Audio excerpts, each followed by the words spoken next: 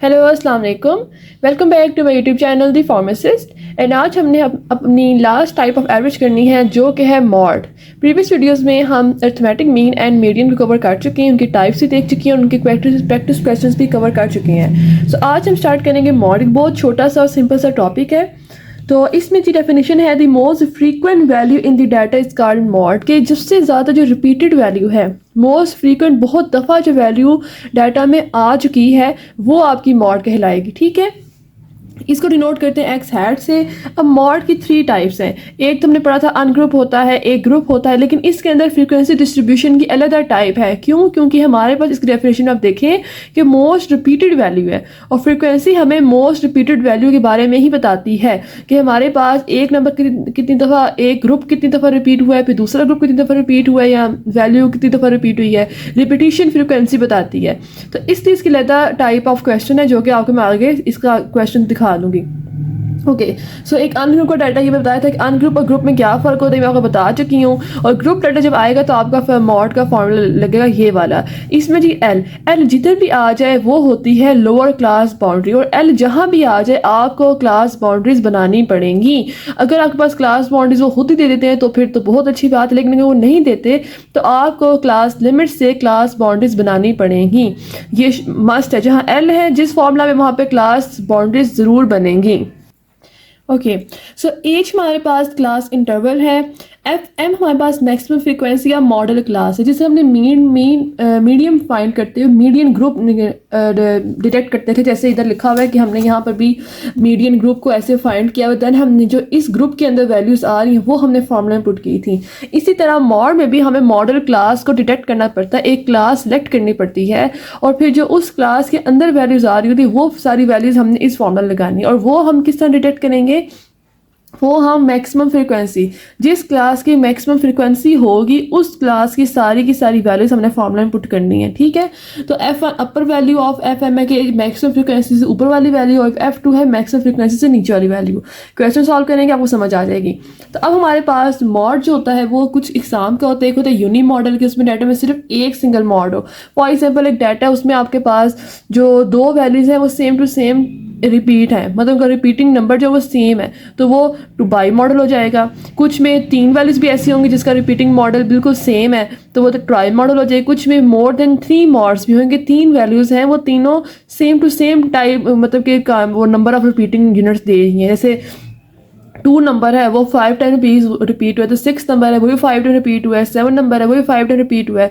तो इस तरह ये मल्टी मॉडल भी हो सकती हैं, यूनि मॉडल भी हो सकती हैं, बाई भी, ट्राई भी एंड मल्टी भी। ठीक है, फिर हमारे पास इसकी प्रॉपर्टीज़ हैं, या पढ़ सकते हैं कि कॉन्स्टेंट इज कॉन्स्टेंट का मॉडल होगा तो कॉन्स्टेंट ही होगा। इसके हमारे पास change of origin and change of scale से ये इफेक्ट होता है इनके ऊपर। ये सारी इसकी जो है ना आप थ्योरी ये आप रीड कर सकते हैं, या आप स्क्रीनशॉट ले लें, या आप इसको राइट डाउन कर लें। ठीक है, जो ये वाला रिलेशनशिप है, और बल्कि ये वाला एम्पिरिकल रिलेशनशिप, ये नेक्स्ट वीडियो में आपको समझाऊंगी। इसका एक प्रॉपर क्वेश्चन आता है थ्योरी में, ये आपको मैं नेक्स्ट वीडियो में दिखाऊंगी। ओके, सो अब हमारे पास जो है ना टाइप, हम क्वेश्चन 1 करते हैं कि कैलकुलेट मॉड। अब हमारे पास अनग्रुप डाटा दे दिया गया है। अगर हमारे पास इस फॉर्म में डाटा हो तो उसको अनग्रुप कहते हैं, अगर हमारे पास क्लासेस के सूरत में डाटा हो उसको ग्रुप कहते हैं। और इसमें हमारे पास मॉड, अब मॉड हमने किस तरह निकालना है? जो मोस्ट फ्रिक्वेंटेड वैल्यू है। तो मोस्ट फ्रिक्वेंटेड वैल्यू हमारे पास जो है ना वो 10 है। 10 हमारे पास 1 2 3 टाइम्स रिपीट हुआ है, तो हम लिख दें ये यूनि मॉडल है, सिर्फ एक वैल्यू, मतलब कि सेम हाईएस्ट वैल्यू सिर्फ एक है, तो ये 10 आ जाएगा। फिर है find mod in the word. अब हमारे पास लव्स है स्टैटिस्टिक, इसके अंदर हमने मॉड निकाला है, मॉड मोस्ट फ्रीक्वेंटेड वैल्यू। ठीक है, अब हमने यहाँ देखना है मोस्ट फ्रीक्वेंटेड लेटर कौन सा, कि सबसे ज़्यादा कौन सा लेटर बार बार रिपीट हुआ है। तो हम ये लिख सकते हैं कि एस जो है वो हमारे पास 3 दफ़ा रिपीट हुआ है, टी हमारे पास भी 3 दफ़ा हुआ है, आई 2 दफ़ा हुआ है, सी 1 दफ़ा और ए 1 दफ़ा। तो अब आप अगर इसको देखें, आपने ये नहीं लिखना कि टोटल 10 है और आपका मॉड 3 है। नो, आपने बताना है आपका मोस्ट रिपीटेड लेटर कौन सा है। तो मॉड होगा mode is equal to s और टी। मॉड हमारे पास एस है और टी है, हमने लेटर बताना है, वर्ड बताना है, हमने इसका नंबर नहीं बताना, ये हमने अपनी आसानी के लिए लिखा है। ठीक है, इस तरह हमारे पास बल्तिस्तान है, इसमें आप लिख सकते हैं ऐसे नंबर्स निकाल के, मतलब अपनी इंसानी के लिए। फिर आप देखेंगे मोस्ट फ्रिक्वेंटेड लेटर कौन सा है, एक तो 2 है और एक टी है, तो ये दोनों बाई मॉडल्स हैं। ठीक है, ये दोनों बाई मॉडल्स के क्वेश्चन है, और ये हमारे पास यूनि मॉडल का क्वेश्चन है।